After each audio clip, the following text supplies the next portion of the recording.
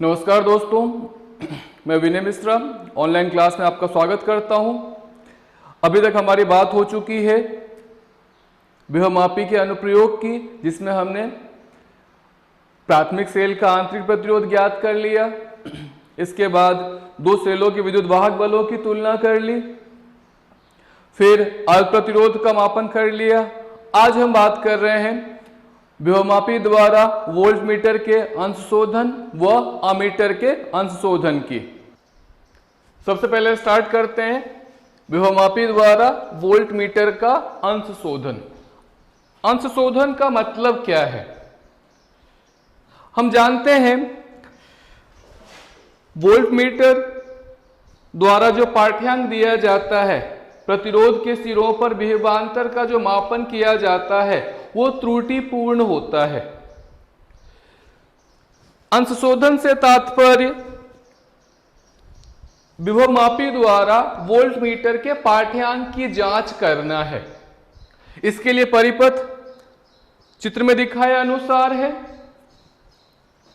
परिपथ की संरचना लेंगे सबसे पहले हम, या बनावट। यहां पर विभवमापी का तार AB है, इससे इसके A सिरे से एक संचायक सेल E0 के धनाग्र को, इसके ऋणाग्र को कुंजी K1 से धारा नियंत्रक RH1 को और RH1 से टर्मिनल B को जोड़ते हैं। इसको हम कहेंगे प्राथमिक परिपथ। ये है प्राइमरी सर्किट। इसके बाद टर्मिनल A से ही एक मानक सेल, स्टैंडर्ड सेल के रूप में हम यूज कर सकते हैं कैडमियम या फिर डेनियल सेल का, के धनाग्र को जोड़ते हैं। इसके ऋणाग्र को द्विमार्गी कुंजी के टर्मिनल 1 से, हम लोग पहले बात कर चुके हैं द्विमार्गी कुंजी क्या होता है। द्विमार्गी कुंजी के टर्मिनल 1 से जोड़ते हैं। द्विमार्गी कुंजी के ही टर्मिनल 2 से क्या, गैल्वेनोमीटर, और गैल्वेनोमीटर से क्या जोड़ते हैं हम, जॉकी जोड़ते हैं। इसके बाद इस वाले सर्किट की बात करता हूं मैं। फिलहाल ये डिस्कनेक्ट मान लेते हैं, बाद में कनेक्ट करूंगा इसको, पहले मैं इसकी बात कर लूं। एक अन्य सेल E के धनाग्र से एक प्रतिरोध बॉक्स से एक धारा नियंत्रक RH2 और धारा नियंत्रक से कुंजी K2 और कुंजी से सेल के ऋणाग्र को जोड़ते हैं।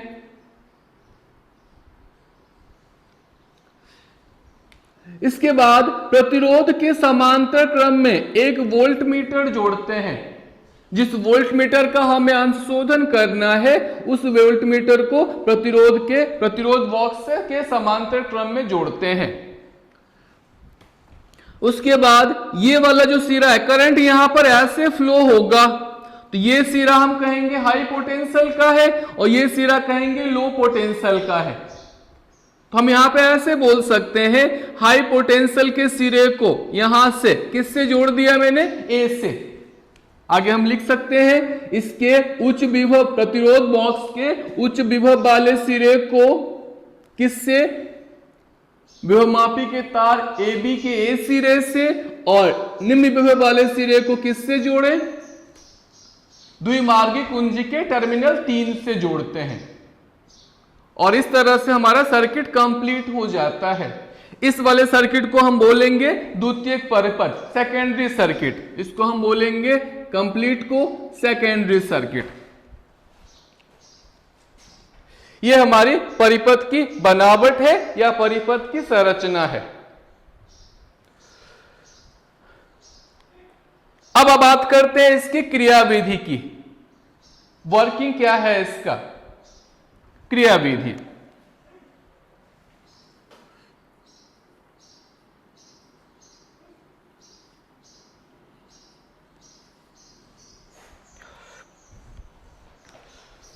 क्रियाविधि में सबसे पहले द्विमार्गी कुंजी के टर्मिनल 1 और 2 को कनेक्ट करते हैं। सबसे पहले क्या करें, द्विमार्गी कुंजी के टर्मिनल 1 और 2 को कनेक्ट करें और जॉकी द्वारा शून्य विक्षेप की स्थिति, संतुलन की स्थिति प्राप्त करें। 1 व 2 को कनेक्ट कर, जोड़कर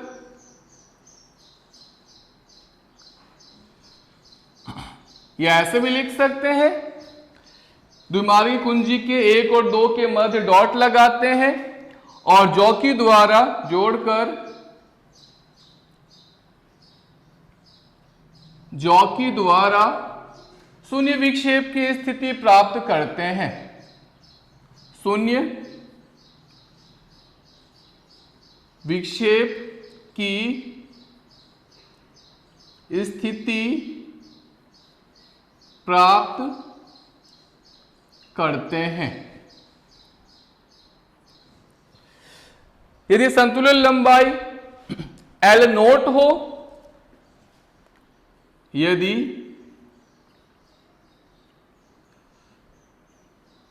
संतुलन लंबाई L नॉट हो तो विभवमापी के सिद्धांत से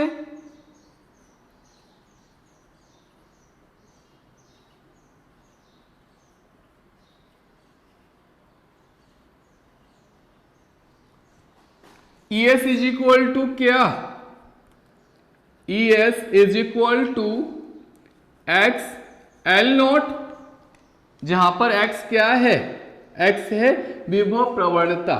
x क्या चीज है यहां पर, विभव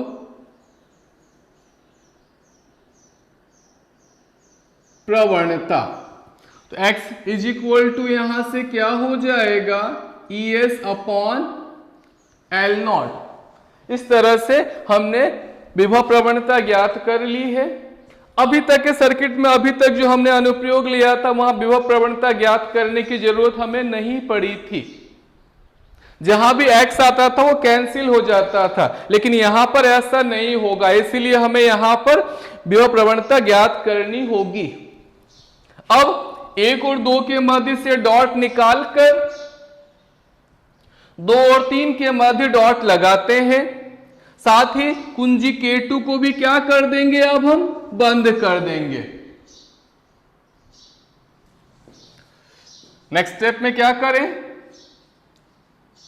1 और 2 के मध्य से डॉट निकालकर 2 और 3 के मध्य डॉट लगाते हैं। 1 व 2 के मध्य से डॉट निकालकर किसके बीच में, 2 व 3 के मध्य डॉट लगाते हैं और क्या करेंगे, साथ ही कुंजी K2 को भी बंद करते हैं।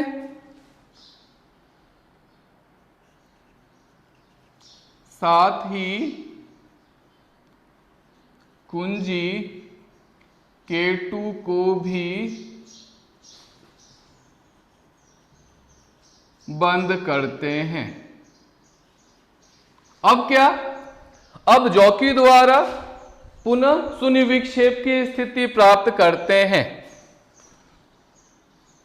अब जॉकी द्वारा पुनः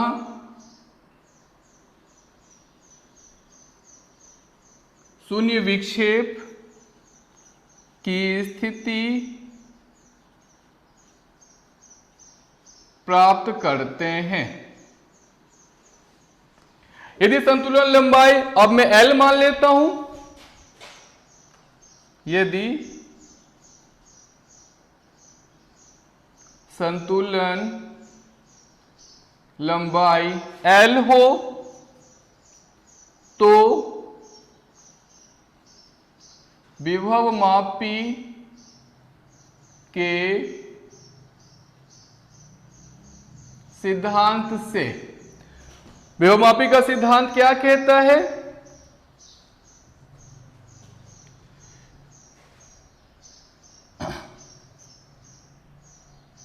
यहां पे V डैश लिख रहा हूं इसको, V डैश बराबर XL। V डैश क्या है? इसके सिरों पर, प्रतिरोध बॉक्स के सिरों पर आरोपित विभवांतर है, जिसको हमने विभव मापी की सहायता से ज्ञात किया है। x का मान रख देते हैं। x का मान मेरे पास क्या है? ES upon L not. तो V डैश बराबर हो जाएगा ES अपॉन L नॉट और L। ये हमने विभवमापी द्वारा प्रतिरोध बॉक्स के सिरों पर या यहां जो भी प्रतिरोध हमने यूज किया है उसके सिरों पर विभवांतर ज्ञात कर लिया है। अब इसके साथ साथ वोल्ट मीटर का पाठ्यांक भी V नोट कर लेते हैं। साथ ही वोल्ट मीटर का पाठ्यांक V नोट कर लेते हैं।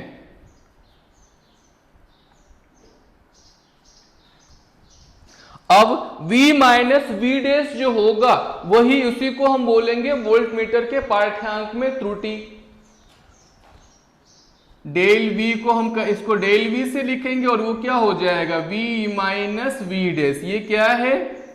वोल्ट मीटर के पाठ्यांक में त्रुटि है। इस तरह से हमने इसके पाठ्यांक में कितनी त्रुटि आ रही है उसको हमने ज्ञात कर लिया है। अब इसके अंदर हम ग्राफ प्लॉट करते हैं डेल V और V के बीच में, जिसको हम बोलेंगे वोल्ट मीटर के लिए अंश शोधन वक्र। ग्राफ ले रहे हैं इसके अंदर। अब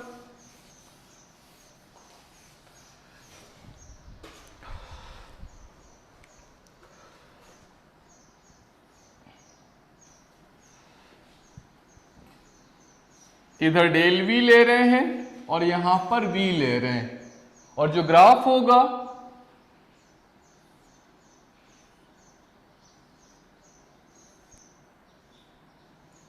कुछ इस तरह से ग्राफ आता है। इस ग्राफ को हम कहेंगे अंश शोधन वक्र। इस तरह से वोल्ट मीटर के अंश शोधन की बात पूरी होती है। अब आगे हेडिंग लेते हैं हम, विभवमापी द्वारा अमीटर का अंश शोधन।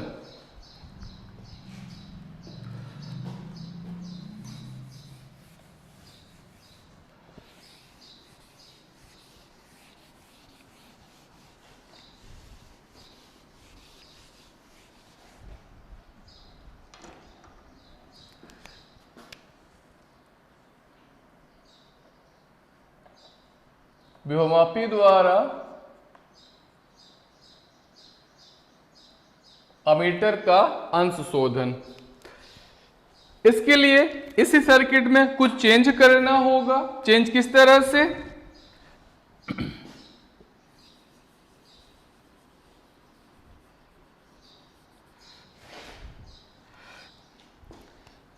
जहां हमने प्रतिरोध बॉक्स लिया था वहां पर एक प्रतिरोध यूज करेंगे जो कि 1 ओम का होगा। उसके बाद श्रेणी क्रम में एक अमीटर यूज करेंगे, अमीटर जोड़ेंगे, जिसका हमें अंश शोधन प्राप्त करना है, और प्रतिरोध है 1 ओम का। बाकी सर्किट सेम है। अब अमीटर के अंश शोधन से क्या तात्पर्य है? जिस तरह से हमने वोल्ट मीटर में बात की थी उसी तरह से यहां भी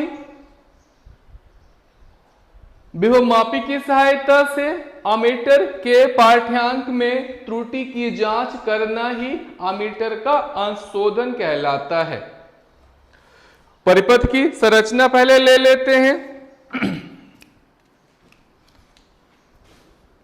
सबसे पहले विभवमापी के तार ए बी के ए सिरे से संचायक सेल ई नॉट के धनाग्र को, इसके ऋणाग्र को कुंजी K1 से, कुंजी से धारा नियंत्रक RH1 को और RH1 से टर्मिनल B जोड़ते हैं। इसको हम बोलेंगे प्राइमरी सर्किट, प्राथमिक परिपथ।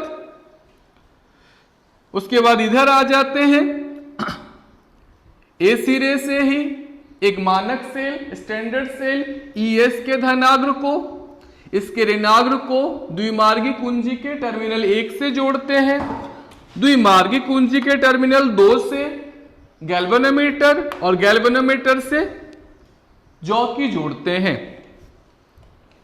अब वापस ये वाला सर्किट, फिर से मैं इसको अलग करके बात करूंगा और बाद में कनेक्ट कर दूंगा इसको। एक अन्य सेल E के धनाग्र से एक 1 ओम का प्रतिरोध, 1 ओम का प्रतिरोध क्यों, क्रियाविधि में समझ पाएंगे हम। उसके बाद 1 ओम से एक अमीटर, अमीटर से एक धारा नियंत्रक RH2 और धारा नियंत्रक से कुंजी K2 और कुंजी से सेल के ऋणाग्र को जोड़ते हैं।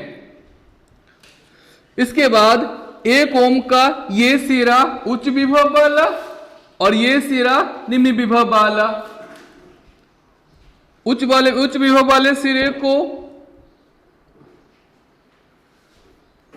ए से और निम्न विभव वाले सिरे को द्विमार्गी कुंजी के टर्मिनल 3 से जोड़ते हैं और इस तरह से ये परिपथ कंप्लीट हो जाता है और इस परिपथ को हम बोलेंगे सेकेंडरी सर्किट यानी द्वितीयक परिपथ। अब आप बात करते हैं क्रियाविधि की, इसके वर्किंग की।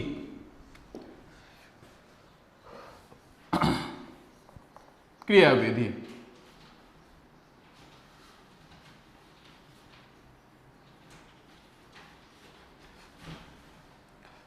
सबसे पहले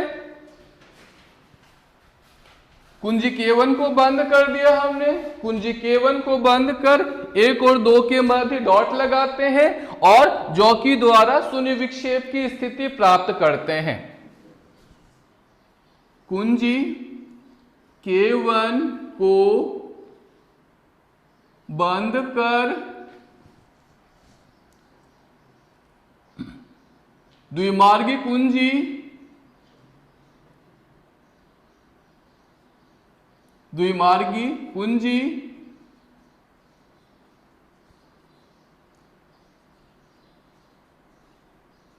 के टर्मिनल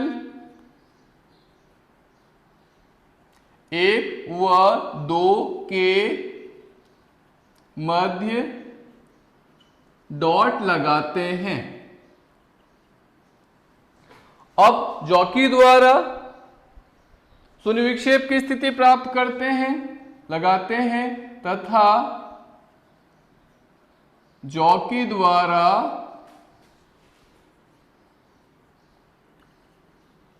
शून्य विक्षेप की स्थिति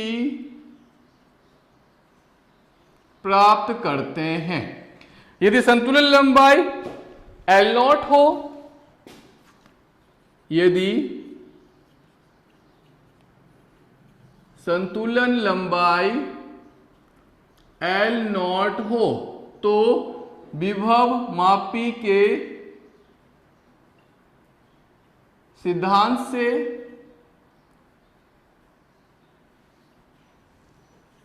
क्या कहूंगा मैं, ES बराबर x L0, तो x बराबर ES अपॉन L0। इस तरह से हमने विभव प्रवणता का मान ज्ञात कर लिया है। अब 1 और 2 के मध्य से डॉट हटा करके 2 और 3 के मध्य डॉट लगाते हैं, कुंजी K2 को बंद करते हैं और जॉकी द्वारा पुनः शून्य विक्षेप की स्थिति प्राप्त करते हैं। अब क्या, अब 1 व 2 के मध्य से डॉट हटाकर 2 व 3 के मध्य डॉट लगाते हैं, साथ ही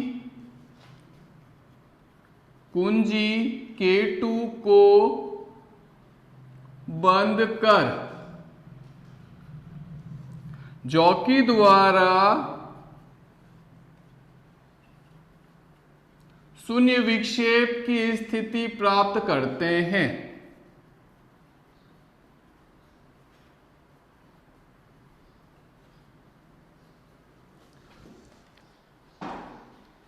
यदि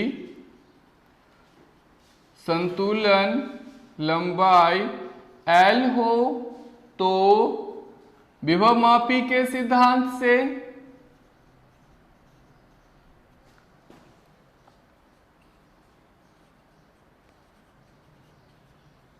क्या कहेंगे, V बराबर या V डैश कहें इसको, V डैश बराबर क्या, एक्स एल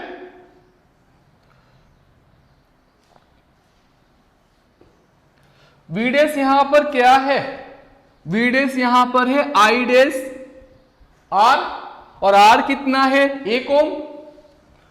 V डैश बराबर I डैश R बराबर एक्स एल, और R कितना है, चूंकि R बराबर 1 ओम लिया हमने, इसीलिए हमने 1 ओम लिया था, तो यहां पर हो गया I डैश बराबर, और X की वैल्यू क्या है मेरे पास, ES अपॉन L नॉट और L।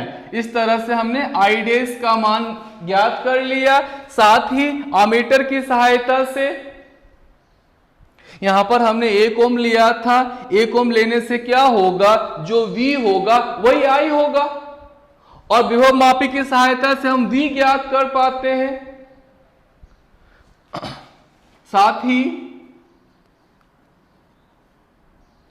अमीटर का पाठ्यांक I नोट